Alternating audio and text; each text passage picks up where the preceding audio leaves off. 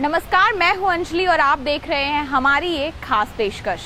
गुजरात पूरी दुनिया में विकास का पर्याय बन चुका है। इस विकास की नींव में 6 करोड़ गुजरातियों की शांति, एकता और भाईचारे की भावना जुड़ी हुई है। गुजरात के कोने कोने में आशा और विश्वास की लहर फैली हुई है। हालांकि कई मौकों पर गुजरात लड़खड़ाया, बावजूद इसके गुजरात विकास के पथ पर आगे बढ़ता रहा। कई मुश्किलें आईं, लेकिन इस राज्य ने इन तमाम मुश्किलों को अवसर में बदल दिया और सर्वांगीण विकास हासिल किया। और इस विकास के आर्किटेक्ट हैं नरेंद्र मोदी। गुजरात आज petro capital of India, pharma capital of India और सेज कैपिटल ऑफ इंडिया बन चुका है।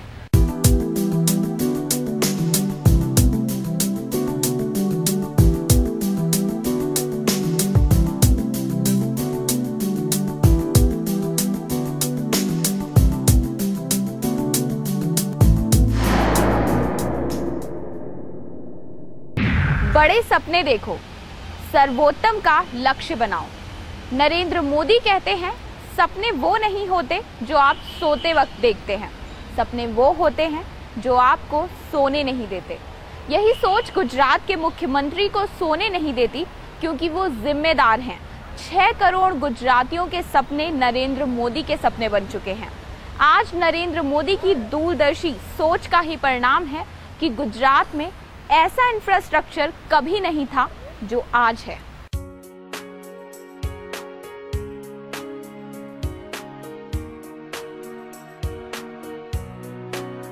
हर सफलता की कहानी के पीछे सपने होते हैं, एक लक्ष्य होता है जो उसे आगे लेकर जाता है और अपनी क्षमता का 100% देने के लिए प्रेरित करता है। मुख्यमंत्री नरेंद्र मोदी के लिए आसमान ही सीमा है। ये उनके ही स्वप्न का नतीजा है कि गुजरात के विकास का मॉडल आज पूरे विश्व में अपनाया जा रहा है। उनका सपना था कि गुजरात का चौतरफा विकास हो। दूसरे राज्यों में नदियों को जोड़ने की परियोजनाएं जहां अधर में लटकी हुई हैं, वहीं नरेंद्र मोदी ने एक कर दिखाया और गुजरात की नदियों को कनेक्ट किया जा रहा है, वो भी ऐसी नदियों को जो सूखने की कगार पर थीं। आज नर्मदा बांध बहुत अच्छी तरह से काम कर रहा है। राज्य की 21 नदियों को परस्पर जोड़ने की दिशा में राज्य सरकार ने काम शुरू किया है। नतीजतन शहरी और ग्रामीण आबादी को इसके विविध लाभ मिलने लगे हैं। अहमदाबाद की साबरमती नदी के तट की उपयोगिता पहले क्रिकेट के मैदान के रूप में थी। वहां सर्कस के तंबू ताने जाते थे, लेकिन अनेक चेक डैम और सिंचाई परियोजनाओं के चलते अब साबरमती नदी पर जल का अविरत प्रवाह नजर आता है। इतना ही नहीं, नदी का जल भी पहले की तुलना में स्वच्छ बना है। ज्योति ग्राम योजना, इस पहल से न सिर्फ लघु उद्योगों व रोजगार का विकास संभव हुआ, बल्कि गांवों से शहरों की ओर होने वाले पलायन में भी काफी हद तक कमी आई है। जहां पहले दिन भर में 8 से 14 घंटे बिजली आती थी, अब ज्योति ग्राम योजना की बदौलत ग्रामीण अर्थव्यवस्था में शानदार बदलाव हुआ है। इस पहल की खासियत ये भी है कि इसमें वक्त का विशेष ध्यान रखा गया है और इसे रिकॉर्ड 30 महीने में पूरा करके लागू कर दिया गया।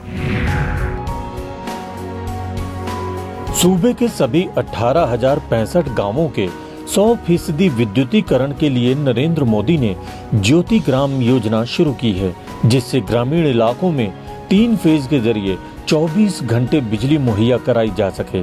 इस अकेली पहल का नतीजा ये है कि ग्रामीण गुजरात की जीवन शैली और आर्थिक गतिविधियों में जबरदस्त बदलाव देखा जा सकता है।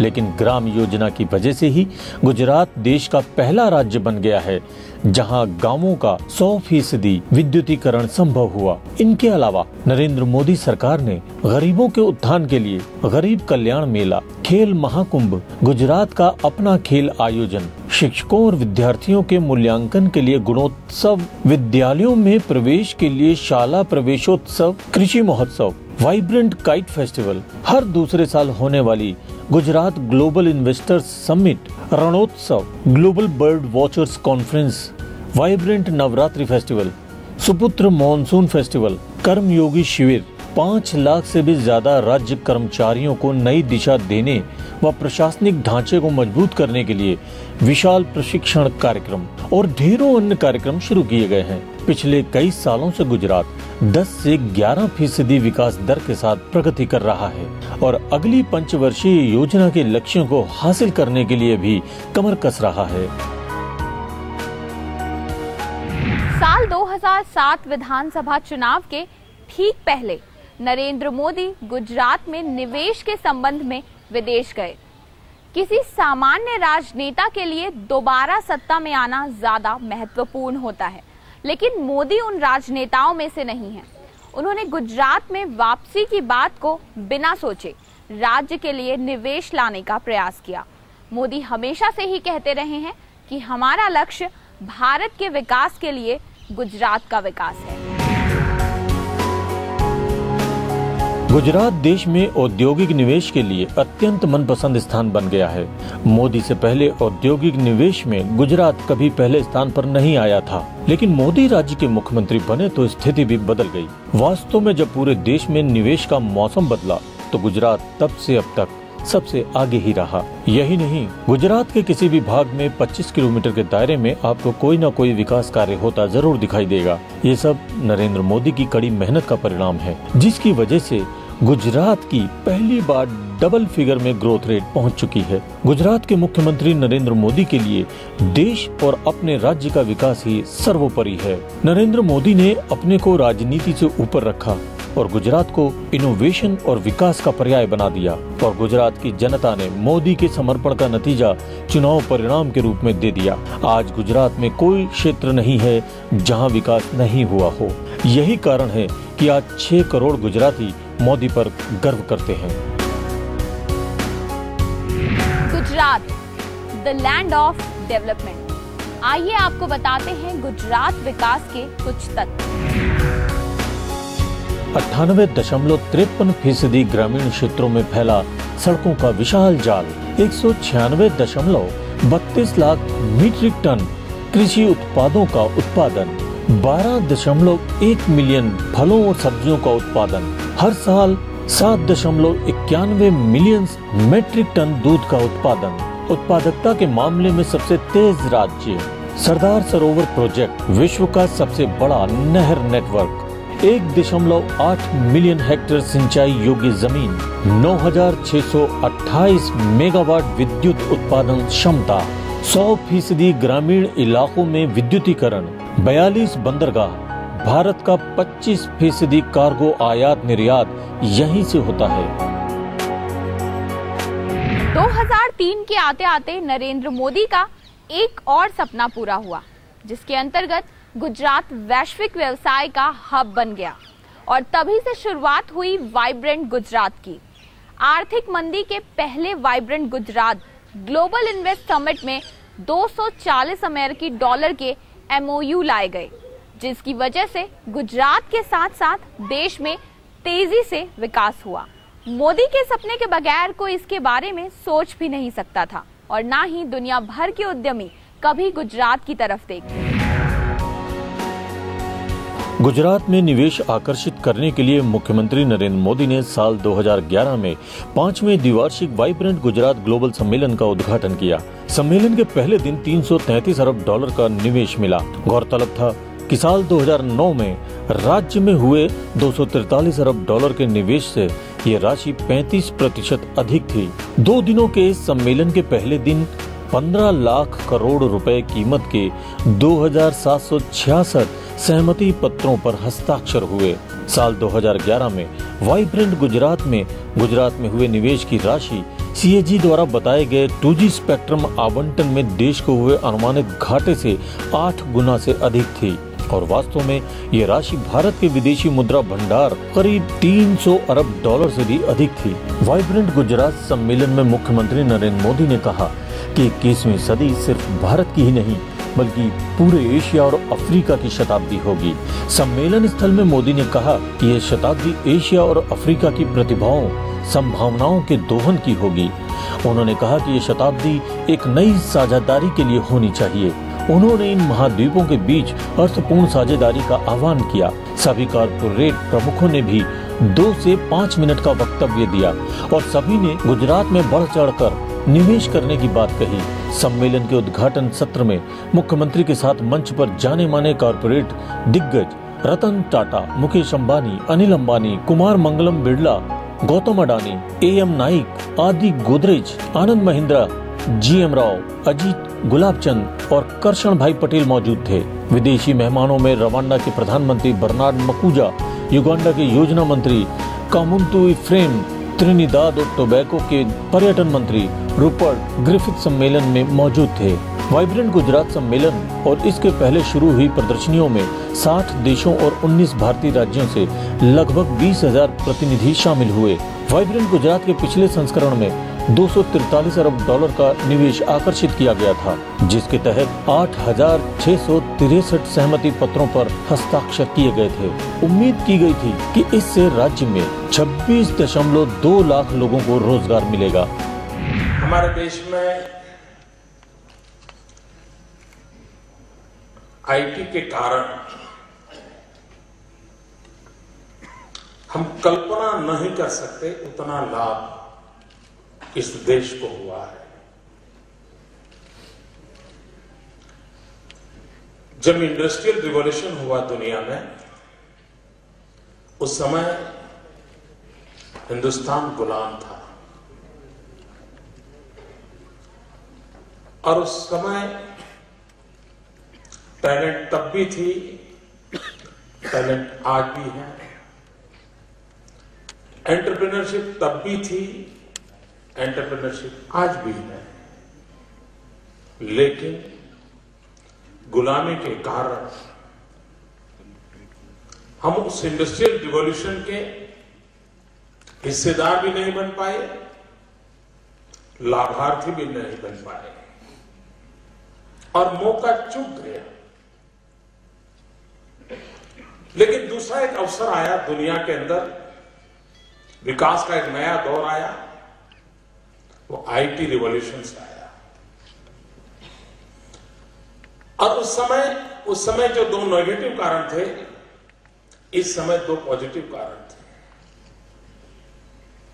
एक, हम स्वतंत्र थे। दूसरा, यह देश युवाओं से भरा हुआ था।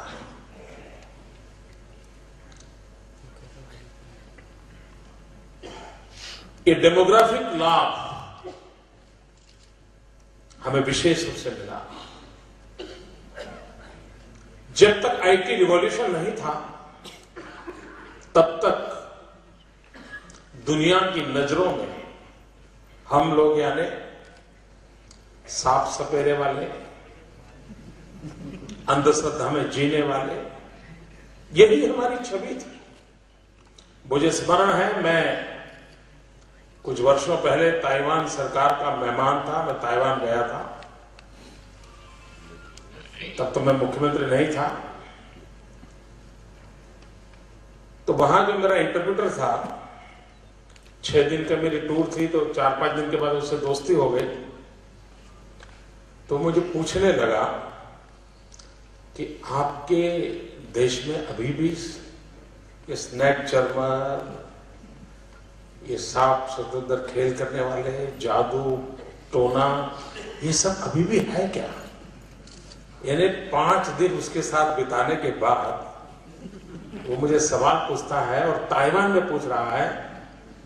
और इस प्रकार से तो मेनलैंड चाइना से बाकी चीजों से जुड़े हुए हैं, और वो सांप के समझ में पूछे तो अर्थ क्या होता है, आप कल्पना कर सकते हैं कि जिनके लिए खाने में वो चीजें होती है, वो मुझे पूछ रहा है। मैंने कहा, उसका मतलब ये हुआ कि हिंदुस्तान के विषय में ये छवि ताइवान जैसे छोटे देश में भी ये छवि बनी पड़ी थी। मैंने कहा, भाई पहले से हमारा थोड़ा डिग्रेडेशन हो गया है।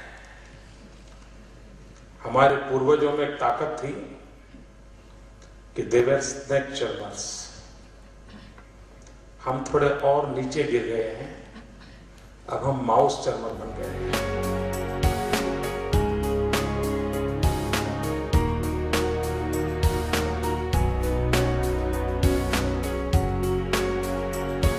The Tata Group has for many years had perhaps the largest salt and soda ash operation in India, located in Gujarat, which has now emerged as the world's third largest soda ash enterprise. And we are about to implement a 4,000 megawatt power plant in the state of Gujarat.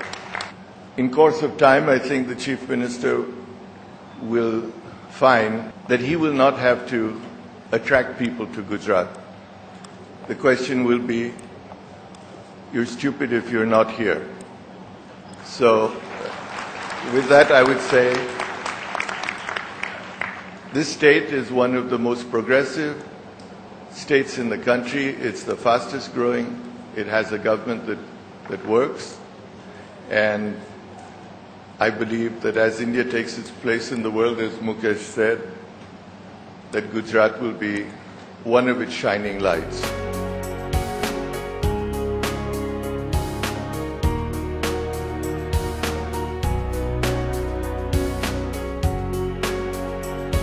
We have a leader with a grand vision and determination to translate his vision into reality. The vision and determination of strengthening Gujarat's position as a leader amongst all states in the country. He has amazing clarity of purpose, coupled with determination to implement. He combines his strong Gujarat ethos with a modern outlook. Under your leadership, Narendra Bhai, there is newfound confidence in Gujarat. I am convinced that your dynamism and passion will help Gujarat earn not only a place of pride in India, but in the world. पर्यावरण की सुरक्षा का सवाल हमारी नैतिक जिम्मेदारी है, क्योंकि ये हमारी आने वाली पीढ़ियों से जुड़ा हुआ मसला है।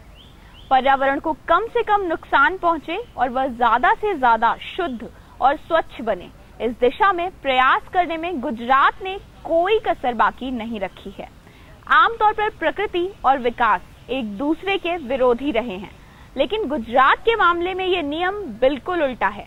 वातावरण को नुकसान पहुंचाए बगैर पर्यावरण के साथ पूर्णतः सामंजस्य स्थापित कर गुजरात ने कई कीर्तिमान स्थापित किए हैं।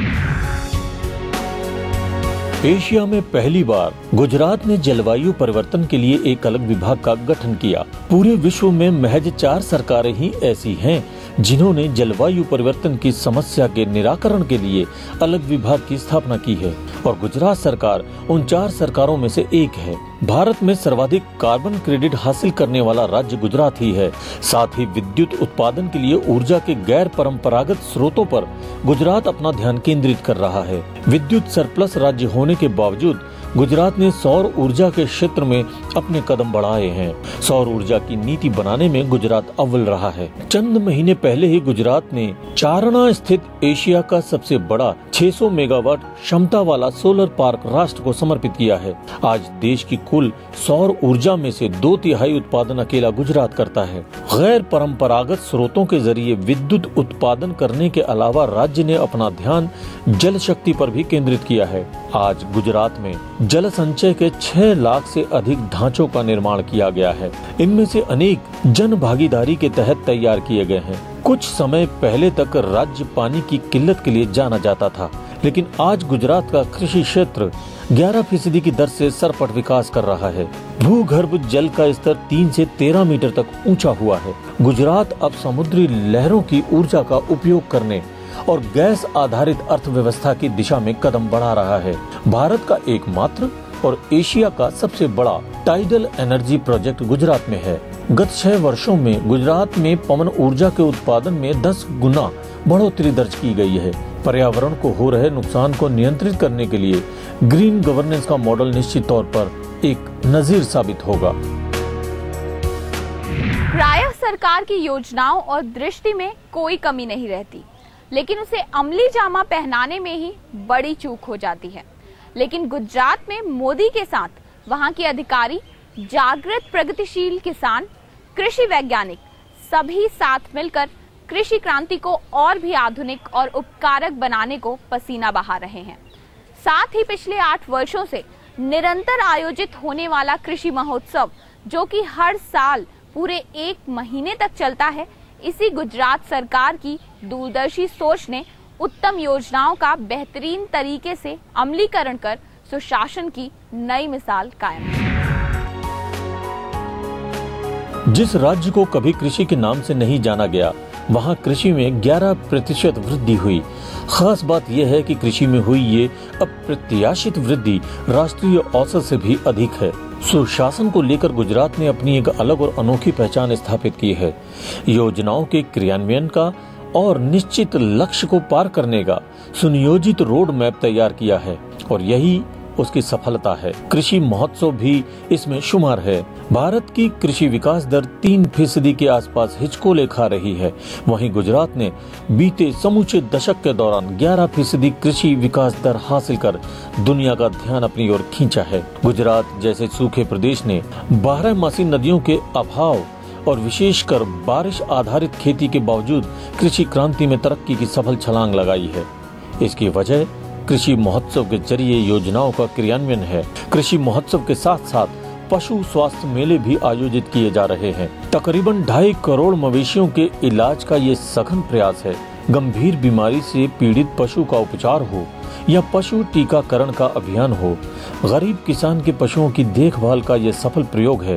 अर्थव्यवस्था के नजरिए को दरकिनार कर सोचें तो जीव दया का या फिर मूक पशु की सेवा का संतोष भी अनोखा होता है। इसका नतीजा ये है कि दूध उत्पादन में केवल 10 वर्ष में ही 68% की बढ़ोतरी हुई। ये बढ़ोतरी भी कृषि अर्थव्यवस्था और ग्रामीण अर्थव्यवस्था के लिए सुखद आश्चर्य के समान है। खुद नरेंद्र मोदी का कहना है कि यदि देश को समृद्धि की दहलीज पर खड़ा करना है तो गांवों और किसानों को यकीनन समृद्ध बनाना होगा। मुझे श्रद्धा है कि गुजरात की ये पहल और उसकी सफलता विकास के लिए कटिबद्ध सभी लोगों में एक नया विश्वास पैदा करेगी। गुजरात में जबरदस्त बदलाव हुआ है। आज गुजरात के गांवों का धूल भरा इतिहास काफी पीछे जा चुका है। आज पूरा गुजरात विकास की राह पर लंबा सफर तय कर चुका है। आज से लगभग 1 दशक पहले गुजरात के अधिकतर गांवों के हालात धूल से भरे और खस्ता हाल थे। जन सुविधाएं नदारद थीं और पर्याप्त बिजली की नामौजूदगी में घंटों छाया रहने वाला अंधेरा लोगों की जिंदगी का अहम हिस्सा हुआ करता था। सड़कें धूल में सनी हुई और गर्तों से भरी हुई थी। बिजली आपूर्ति ना के बराबर थी और बेहतर भविष्य का कोई रास्ता नजर नहीं आ रहा था। लेकिन पिछले दशक में गुजरात में भारी मात्रा में बदलाव हुआ है। 2008 का भारत सरकार की ओर से निर्मल ग्राम पुरस्कार अहमदाबाद के नजदीक रामनगर को मिला। आज गांव में पक्की सड़कें हैं, 24 घंटे बिजली की व्यवस्था है और तो और अब यहां बेहतर सफाई व्यवस्था भी मौजूद है।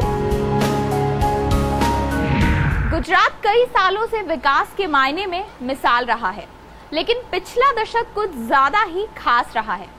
प्रदेश ने बेहतरीन तरीके से कई प्राकृतिक आघातों का सामना किया है और विकास सूचकांक में शीर्ष पर कायम है। साल 2001 में भयंकर भूकंप ने राज्य को हिलाकर रख दिया। फिर 2005-2006 में भीषण बाढ़ आई। इससे न सिर्फ सूबे की जनता पर बुरा असर पड़ा बल्कि औद्योगिक तबका भी सकते में आ गया। लेकिन नरेंद्र मोदी के नेतृत्व में गुजरात सरकार ने अपने लक्ष्य से ध्यान नहीं हटने दिया। नतीजतन लगातार निवेशक सूबे का रुख करते रहे। शायद यही वजह थी कि टाटा समूह के पूर्व अध्यक्ष रतन टाटा ने भी कहा था, अगर आप गुजरात में निवेश नहीं करते हैं तो आप मूर्ख हैं। अब 2001 के भूकंप पीड़ितों का पुनर्वास हो चुका है। प्रशासन ने हर स्तर पर पारदर्शिता कायम करना या फिर पर्यावरण जागरूकता के मामले में प्रभावशाली प्रयास किए। वास्तव में गुजरात का प्रदर्शन हर क्षेत्र में शानदार रहा है। पिछले दशक में गुजरात ने आर्थिक प्रगति, पर्यावरण संरक्षण, ई गवर्नेंस, ऊर्जा संचय, स्वास्थ्य, धरोहर संरक्षण, स्वच्छता और सॉफ्टवेयर विकास के मामले में अभूतपूर्व सफलता के लिए कई पुरस्कार जीते हैं, सराहना बटोरी है और मिसाल कायम की है। ये पुरस्कार संयुक्त राष्ट्र, विश्व बैंक, यूनेस्को, लोक प्रशासन व प्रबंधन की राष्ट्रमंडल समिति, computer society of India, Rajiv Gandhi foundation और भारत सरकार से जुड़े विभिन्न मंत्रालयों व संस्थाओं द्वारा दिए गए हैं। राजीव गांधी फाउंडेशन द्वारा कराए गए एक शोध के मुताबिक गुजरात इकोनॉमिक फ्रीडम इंडेक्स में निर्विवादित रूप से अव्वल है। कई मीडिया संस्थानों ने भी लगातार नरेंद्र मोदी को भारत के सबसे उम्दा मुख्यमंत्री के रूप में पेश किया है। विकास के पथ पर गुजरात की तेज रफ्तार का श्रेय नरेंद्र मोदी को ही जाता है, जिन्होंने 2001 में मुख्यमंत्री बनने के बाद से एक के बाद एक शानदार व महत्वाकांक्षी विकास योजनाएं लागू की। ज्ञान शक्ति, ऊर्जा शक्ति, जल शक्ति, जनशक्ति और रक्षा शक्ति, शारीरिक, सामाजिक व आर्थिक सुरक्षा, सामाजिक व आर्थिक प्रगति के लिए शुरू की गई अन्य विभिन्न योजनाओं के लिए भी मोदी की सराहना की गई है। नरेंद्र मोदी का स्वागत कार्यक्रम भी बेहद सफल रहा है। ये एक नवीन अवधारणा है जिसके जरिए मुख्यमंत्री और आम जनता के बीच सीधा संवाद स्थापित किया जाता है। गांधीनगर में महीने के हर चौथे गुरुवार को स्वागत दिवस होता है। इस दिन प्रशासन का सर्वोच्च अधिकारी आम लोगों की शिकायतें सुनता है। मौके पर ही शिकायतें दर्ज की जाती हैं और उन्हें इंटरनेट के जरिए ऑनलाइन करके संबंधित अधिकारी को जवाब तलब किया जाता है। संबंधित विभागों को 3 बजे से पहले जवाब तैयार करना होता है, क्योंकि तब मुख्यमंत्री वीडियो कॉन्फ्रेंसिंग के जरिए सभी संबंधित जिलों से सीधे संपर्क साधते हैं। बारी बारी शिकायतकर्ताओं को बुलाया जाता है और मुख्यमंत्री उनकी बात विस्तार से सुनते हैं। ये प्रक्रिया यहीं खत्म नहीं होती। शिकायतकर्ता जिला अधिकारी, जिला विकास अधिकारी, पुलिस अधीक्षक व अन्य संबंधित अधिकारियों की मौजूदगी में विभागों द्वारा भेजे गए जवाब की जांच भी होती है। इसके अलावा उसी दिन समस्या हल करने की पूरी कोशिश की जाती है और खास बात यह है कि किसी भी शिकायतकर्ता को उपयुक्त समाधान दिए बिना नहीं लौटाया जाता। अमेरिकी कांग्रेस ने अपनी एक रिपोर्ट में गुजरात को भारत में अच्छे प्रशासन और विकास का सबसे अच्छा उदाहरण बताया है। रिपोर्ट में मुख्यमंत्री नरेंद्र मोदी की तारीफ करते हुए कहा गया है कि उनके नेतृत्व में राज्य देश के आर्थिक विकास में महत्वपूर्ण भूमिका निभा रहा है। CRS अमेरिकी कांग्रेस की एक स्वतंत्र और निष्पक्ष अनुसंधान विंग है। ये अमेरिकी कानून निर्माताओं के रुचि वाले क्षेत्रों से संबंधित रिपोर्ट तैयार करती है। इसमें कहा गया है कि भारत में प्रभावी प्रशासन और उल्लेखनीय विकास का सर्वोत्तम उदाहरण गुजरात है, जहां के मुख्यमंत्री नरेंद्र मोदी ने राज्य के आर्थिक विकास को नई गति दी है। उनके नेतृत्व में प्रशासन में व्याप्त लाल फीता शाही को दूर करते हुए भ्रष्टाचार को कम करके गुजरात देश के विकास में महत्वपूर्ण योगदान कर रहा है। रिपोर्ट में कहा गया है कि गुजरात अंतर्राष्ट्रीय निवेश का बड़ा केंद्र बन गया है। जनरल मोटर्स और मित्सुबिशी जैसी कई बड़ी अंतर्राष्ट्रीय कंपनियां राज्य में निवेश कर चुकी हैं। 94 पेजों की ये रिपोर्ट पिछले साल 1 सितंबर को रिलीज की गई थी, जिसकी एक कॉपी अमेरिकी वैज्ञानिक संघ ने सार्वजनिक की है। गरवी गुजरात की स्थापना हुए साल 2010 में 50 साल पूरे हो चुके हैं।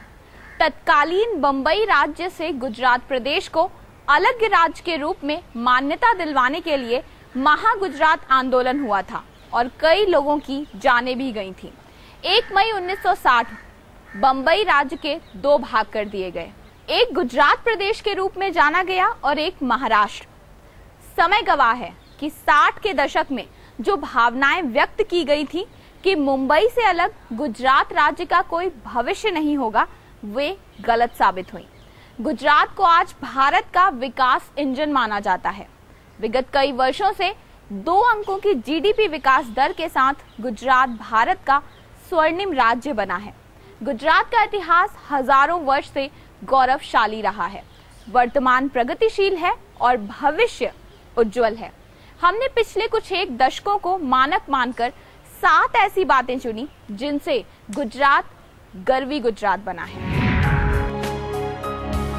महात्मा गांधी और सरदार पटेल की भूमि, एक साधारण आदमी जिसने अपनी असाधारण सोच के जरिए अंग्रेजों के खिलाफ जन आंदोलन शुरू किया और इसी जन आंदोलन ने अंग्रेजों से भारत को आजादी दिलाई। अहिंसा और सत्य की मिसाल महात्मा गांधी का जन्म गुजरात की धरती पर हुआ।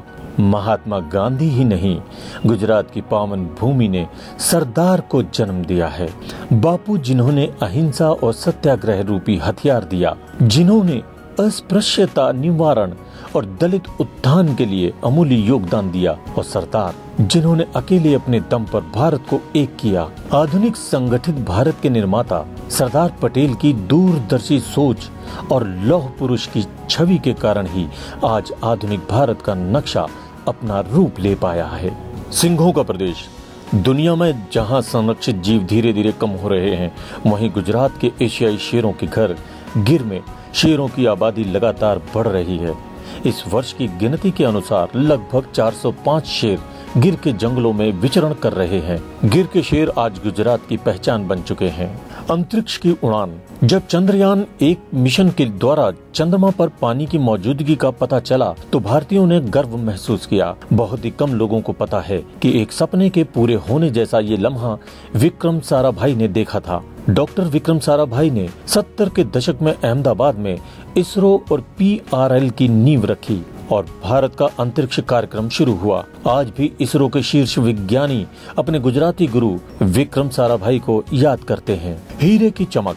दुनिया भर के 10 में से 8 हीरे पॉलिश्ड इन गुजरात होते हैं। सूरत में लगभग 4000 पॉलिशिंग यूनिट हैं, जबकि अहमदाबाद और सौराष्ट्र में करीब 2001। यही नहीं, हीरे का मक्का कहे जाने वाले एंटवर्प के अधिकतर व्यापारी भी गुजराती ही हैं। सेवा। अहमदाबाद में साबरमती नदी के तट के पास 1972 में सेवा की स्थापना की गई। सेवा यानी कि सेल्फ एम्प्लॉयड वुमेन एसोसिएशन। सेवा गरीब और मध्यम वर्गीय स्वयं सेवी महिलाओं की संस्था है जो महिलाओं को अपने पैरों पर खड़े होने में मदद करती हैं। अपनी स्थापना के 3 दशकों के भीतर सेवा आज एक वैश्विक ब्रांड बन चुकी है। केवल भारत ही नहीं बल्कि दुनिया भर की महिलाएं आज सेवा से जुड़ रही हैं। सेवा अफगानिस्तान की महिलाओं के उत्थान में सक्रिय भूमिका निभा रही हैं। सेवा की स्वयंसेवी महिलाएं अफगानिस्तान में रहकर वहां की महिलाओं को सिलाई, कढ़ाई तथा अन्य विधाओं की ट्रेनिंग देती हैं। अमूल। दूध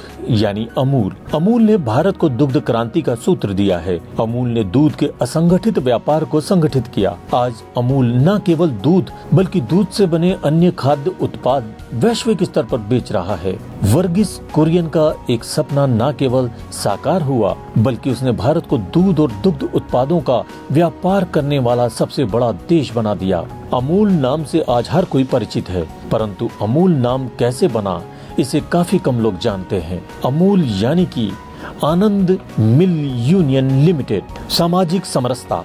गुजरात की सबसे बड़ी विशेषता यही है कि यहाँ पर प्रांतियों को अलगाववाद का सामना नहीं करना पड़ता। यही वजह है कि दूसरे राज्य के लोग भी खुद को गुजराती मानने लगते हैं। गुजरात ने अपनी स्थापना से पहले और उसके बाद कई सांप्रदायिक दंगों का दंश झेला है, लेकिन फिर भी सामाजिक समरसता का जो उदाहरण गुजरात पेश करता है वो अद्भुत है। गुजरात की गौरव गाथा यहीं समाप्त नहीं होती। कई और ऐसे नाम हैं जो गुजरात को विशिष्ट बनाते हैं। उनमें से कुछ नाम इंडियन इंस्टीट्यूट ऑफ मैनेजमेंट, शराबबंदी, नवरात्रि, गरबा, ढोकला, सांस्कृतिक विरासत, जामनगर कच्छ का रण, अंबानी, बंदरगाह, हरियाली, सड़कें, बिजली, नहरें, सरदार सरोवर, सर्वाधिक शहर, सर्वाधिक हवाई अड्डे, निर्मा हैं। इतनी उपलब्धियों के बाद भी मोदी आराम करने को तैयार नहीं है। उन्हें पता है कि गुजरात की अर्थव्यवस्था दक्षिणी पूर्वी एशिया के कई देशों से भी बेहतर है और अब उनका सपना है गुजरात को विश्व मंच पर स्थान दिलाना। तो ये थी हमारी आज की खास पेशकश। अभी मुझे आज्ञा दीजिए। नमस्कार।